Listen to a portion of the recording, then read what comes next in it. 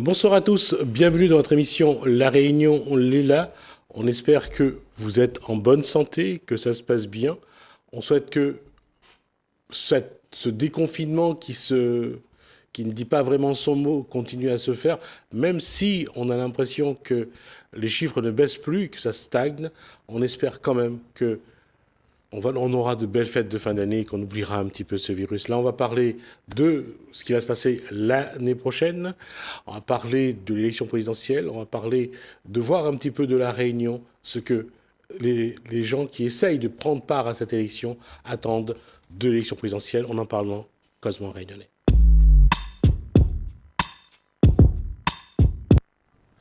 Bonsoir Jean-Yves Payette. Bonsoir. Le Réunionnais peut attendre quelque chose de cette élection présidentielle ? Je ne sais pas s'il peut attendre quelque chose des élections présidentielles, parce que là, on voit bien tous les catalogues. Voilà, chaque candidat essaye de dire que s'il est élu, il va faire ci, il va faire ça.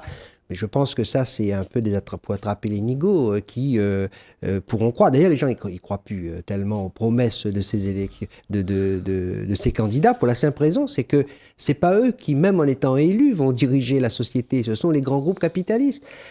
Vous savez, là, par exemple, le gouvernement, il a décidé de donner 100 malheureux euros. 100 euros d'inflation. Voilà, 100 euros d'inflation, une fois. Bon, voilà. Pour parer au fait qu'il y a une augmentation du prix du carburant. Mais ce qui est scandaleux, c'est qu'en face, tu as Total et tous les autres compagnies pétrolières qui, eux, se tapent pour Total, je crois, un truc comme 7 milliards d'euros l'année. Je crois que cette année, ils sont à 1 milliard d'euros par mois. Bon, voilà. C'est-à-dire, on est dans une société où ceux qui sont très riches, en fait, font ce qu'ils veulent. Et dès qu'il y a une entreprise, soi-disant, une grosse entreprise, soi-disant en difficulté, tout de suite, en 24 heures, on donne des coups de fil au ministre nécessaire et le chèque est fait. Alors que nous, travailleurs, je veux dire, des milliers de travailleurs ont subi la crise, ont eu des baisses de salaire avec le chômage partiel, connaissent le chômage, etc., le blocage des salaires, les augmentations de cadence, etc. Là, il y a une nécessité quand même qu'on se réveille. Qu'on se réveille.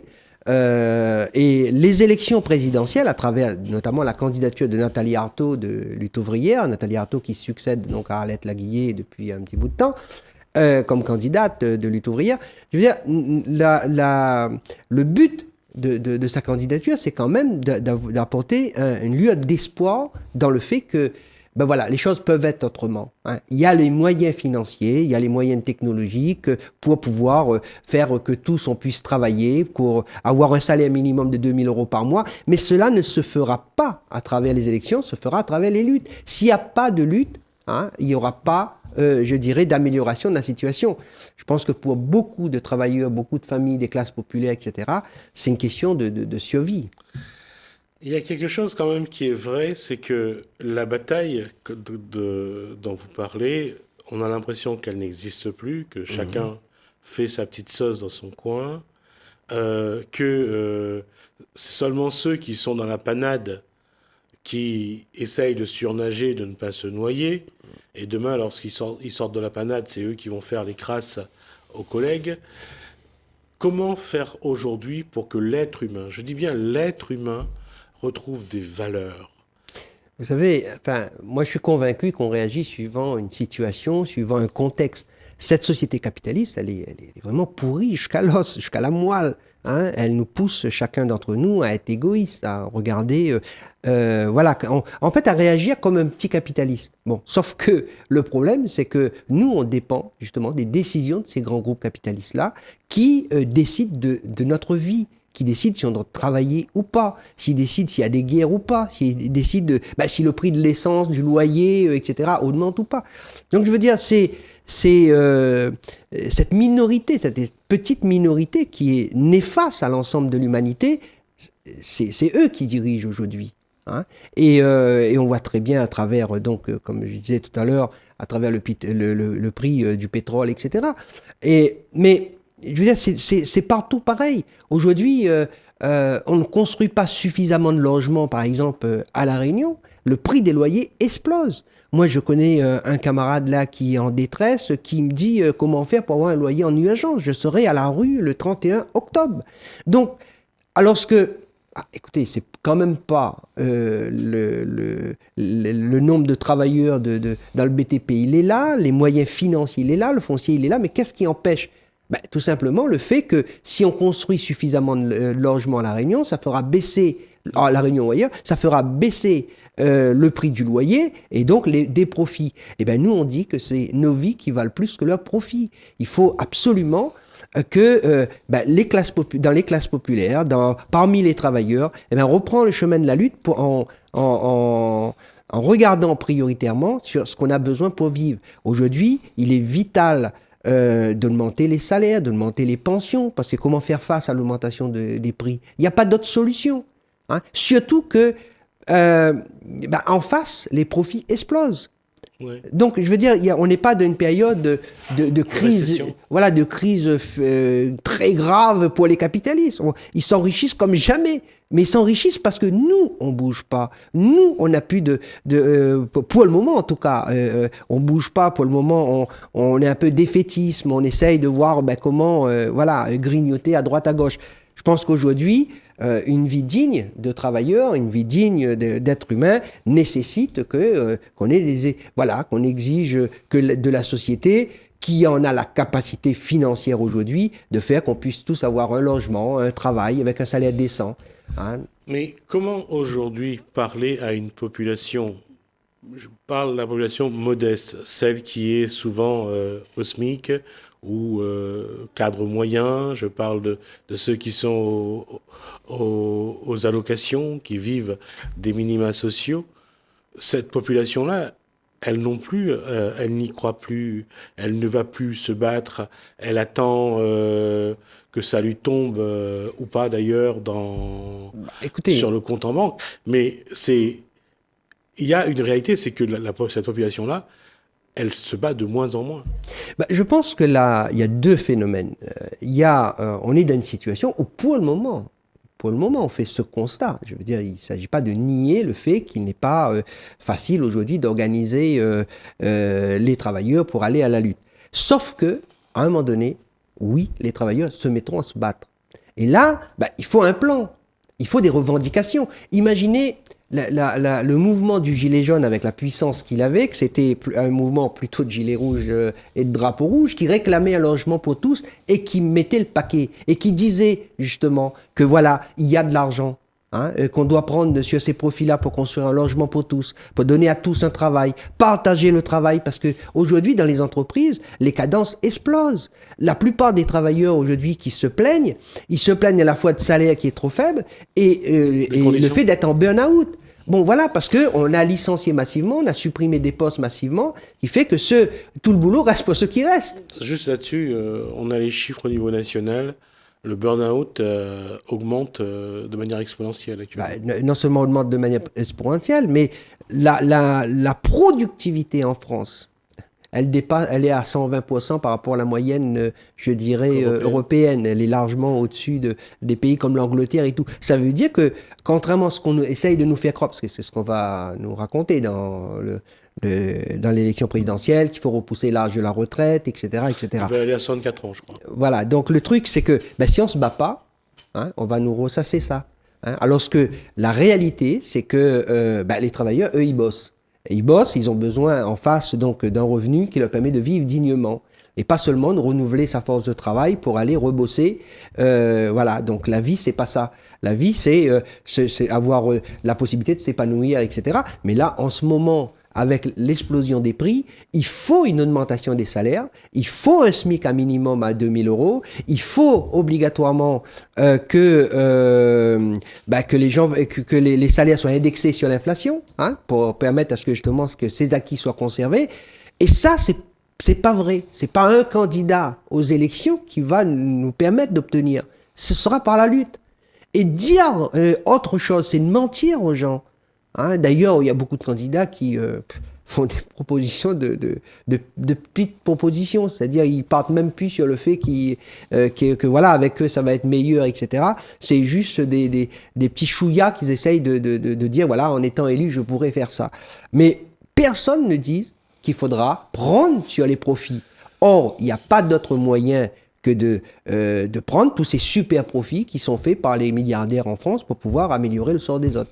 Il y a une chose quand même qui peut paraître, j'allais dire, peut-être pas drôle, mais on a l'impression que la gauche a disparu en France.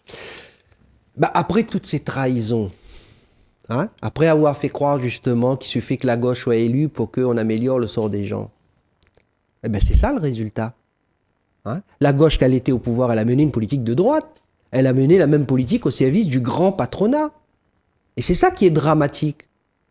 C'est ce qui a découragé les travailleurs et les plus pauvres, ce qui a même fait croire qu'on n'avait pas d'autre solution que d'accepter notre sort. C'est toute cette trahison de la gauche, toute cette trahison de ces dirigeants en qui les travailleurs avaient confiance.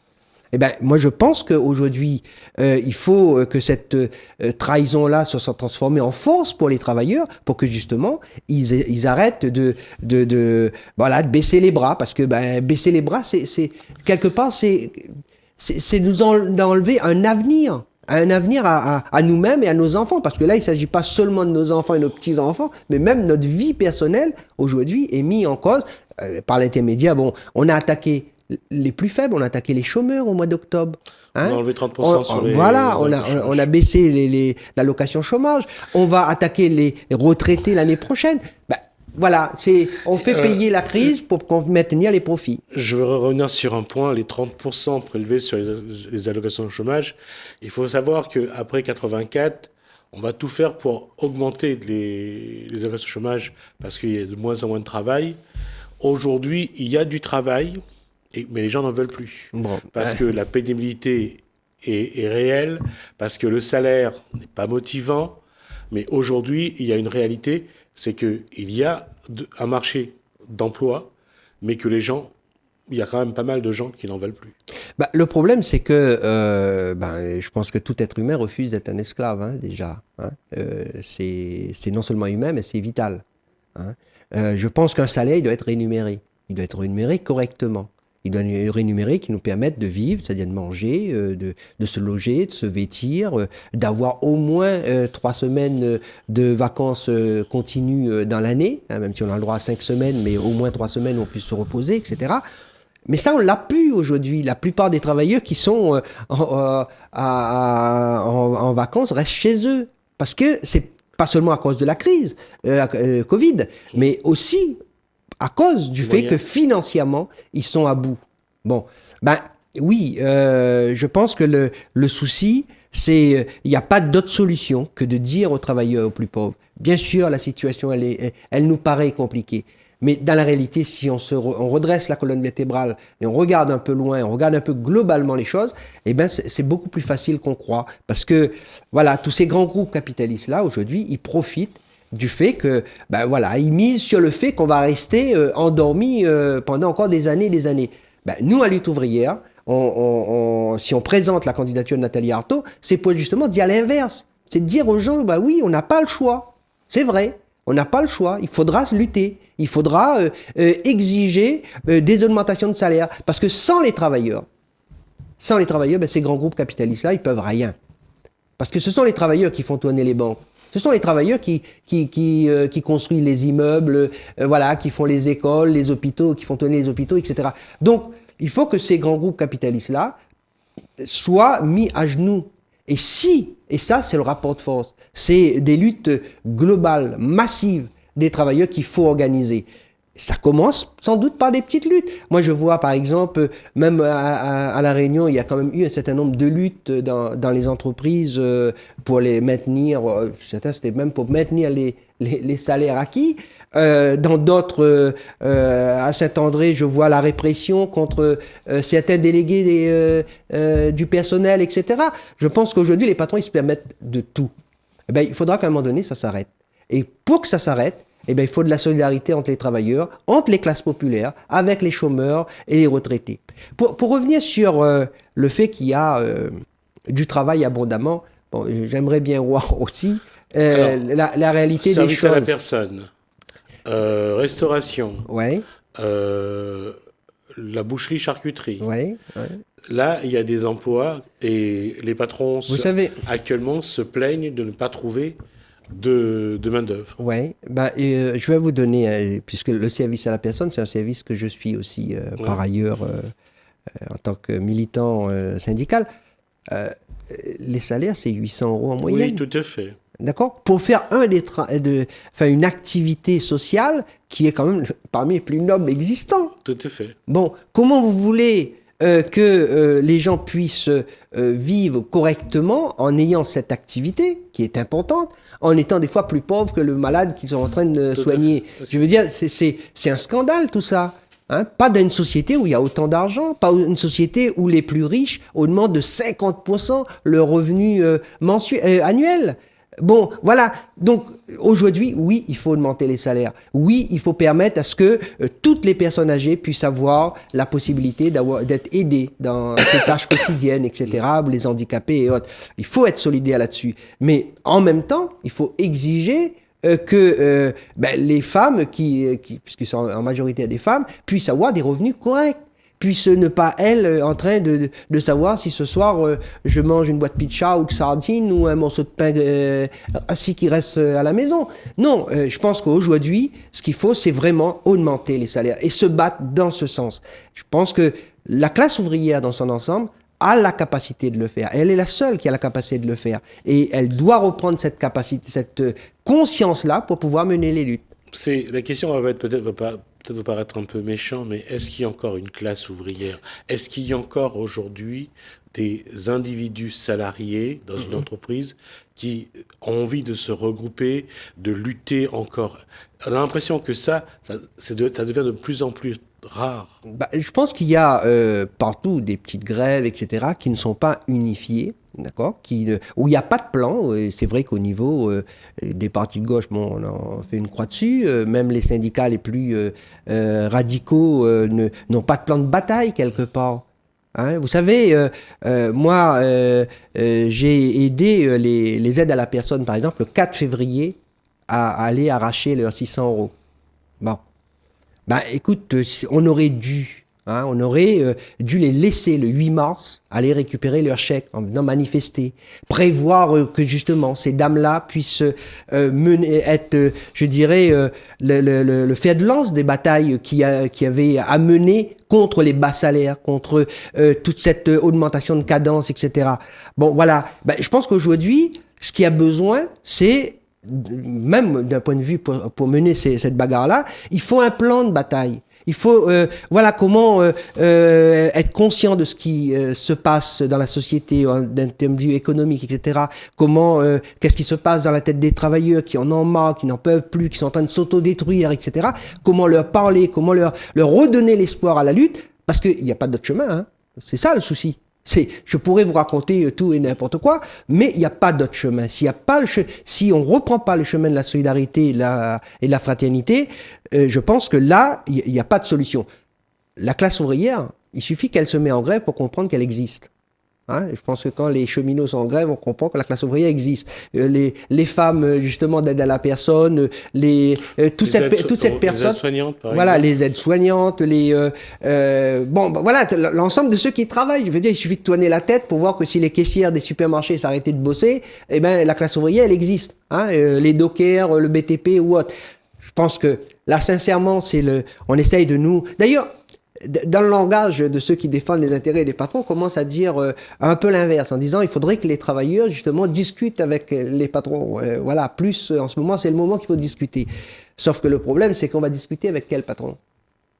Est-ce qu'on va discuter avec vraiment les patrons qui, eux, ont l'oreille du gouvernement, qui n'arrêtent pas de s'enrichir dans les grands groupes financiers, ou on va nous demander seulement de discuter avec le petit boulanger du coin?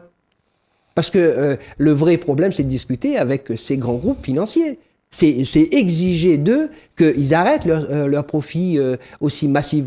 Parce que les bas salaires, c'est eux qui le décident. Et je dirais même l'exploitation des petites entreprises, c'est eux qui le décident.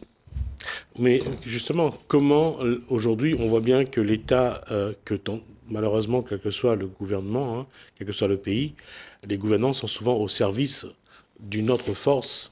Ils sont au service de la classe dominante. Au service de la population.